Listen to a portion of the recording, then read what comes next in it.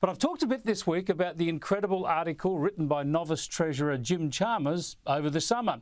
This bloke hasn't delivered a proper budget yet. He hasn't delivered on the electricity price cuts or the cost of living relief that he promised before the election, but he's already promising to entirely change the way the economy works and, in typical socialist style, marshal all resources, public and private, into the pursuit of the government's values and goals. I mean, have a listen to this bloke on his home ground at the ABC last night. Talk about delusions of grandeur. Yes, we want a profitable, powerful, job-creating and wealth-creating private sector. That is absolutely fundamental to our economy. But we need to find our way to get that at the same time as we solve for some of these other intractable social challenges that hold our country back. I think we have a window here to modernise our economy and our society and our democracy simultaneously, and we should have the capacity to think big about it, even though there will inevitably be, in all of this engagement, a fair share of critics. Remaking the economy, society and democracy? Seriously, how about you get your own spending under control first, or perhaps fix our self-made energy crisis? Let me bring in the Business Council of Australia's Jennifer Westacott. Jennifer, thanks a lot for joining me.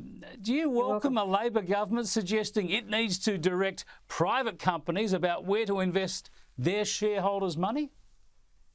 Look, there's a lot to kind of, agree in the Treasurer's essay. Like, we all want Australians to have better wages. We all want the economy to be more dynamic. We all want Australia to take its position in the world. We all want to make sure that people aren't left behind. And we know that the big challenges that he's called out are the challenges that will define our country: the clean energy transition, uptake of digital technology.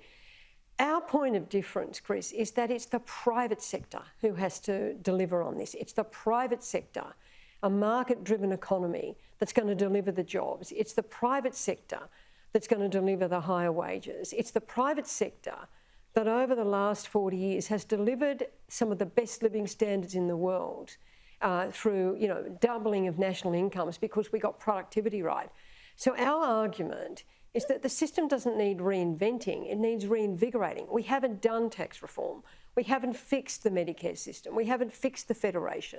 We haven't fixed the migration system. So we would say, let's get those things right. A market-driven system, well run, off the back of the reforms of Hawke and Keating and Howard and Costello, delivered Australia the envy of the world living standards, delivered us resilience through the GFC. Why don't we actually reinvigorate that system?